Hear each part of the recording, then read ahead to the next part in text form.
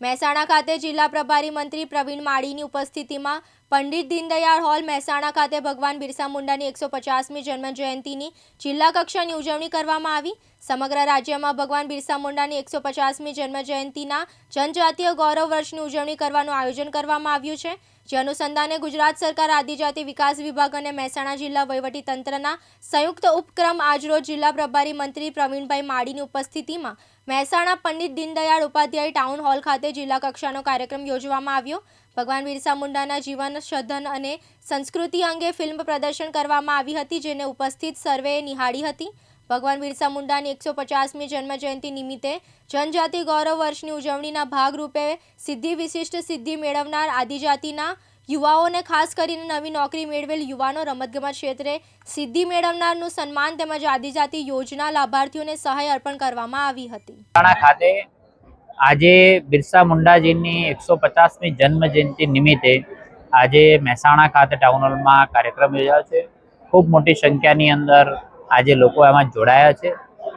આદિવાસી ગૌરવ દિવસ તરીકે આજેની ઉજવણી જે માન્ય નરેન્દ્રભાઈના માર્ગદર્શન હેઠળ થઈ રહી છે, માન્ય ભૂપેન્દ્રભાઈના માર્ગદર્શન હેઠળ થઈ રહી છે, જિલ્લા વહીવટીતંત્ર દ્વારા કરેલ આયોજનની અંદર આજે ઉપસ્થિત રહેવાનું થયું છે। આ પ્રસંગે જિલ્લાના સાંસદશ્રી, સૌ સન્માન્ય ધારાસભ્યશ્રીઓ, તાલુકા પંચાયત, જિલ્લા પંચાયત સદસ્યો સૌ હાજર રહ્યા। ખૂબ સારી રીતે, ખૂબ સારા વાતાવરણમાં જન્મજયંતિ બિરસા મુંડા ભગવાનજીની જન્મજયંતિની ઉજવણી થઈ છે। આજે ખુશીનો દિવસ છે કે એનડીએની સરકાર બિહારમાં ક્લીન સ્વીપ સાથે આજે ભારતીય જનતા પાર્ટી અને એનડીએની ગઠબંધનવાળી સરકાર નીતિશજીના નેતૃત્વની અંદર આજે ખૂબ મોટી જીત મેળવી છે। જિલ્લા ભાજપ દ્વારા આજે ફટાકડા ફોડી અને એનું સ્વાગત કરાવી રહ્યું છે।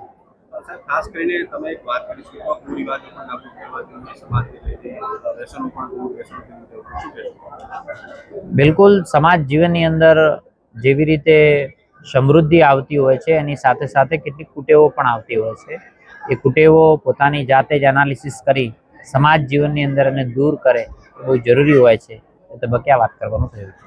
ખેડૂતો સહાય માટે આજથી ભૂપેન્દ્રભાઈના નેતૃત્વમાં અને માન્ય સહકાર મંત્રીના નેતૃત્વની અંદર જે રાજ્યના મુખ્યમંત્રીશ્રીએ ખેડૂતો માટે સંવેદનશીલ બનીને 10,000 કરોડની કમોસમી માવઠાની પેકેજની જે જાહેરાત કરી હતી, એનું આજે ઓનલાઈન ફોર્મ ભરવાની શરૂઆત થઈ ગઈ છે। સૌ ખેડૂત મિત્રોને મારે વિનંતી છે કે આપે જો આ કમોસમી વરસાદમાં જો નુકસાન થયું હોય તો વીસી વીલી મારફતે અથવા જાતે પણ આપણે ફોર્મ ભરીએ એવી વિનંતી કરું છું। અનુપસિંહ ચાવડા, દિવ્યાંગ ન્યૂઝ, મહેસાણા।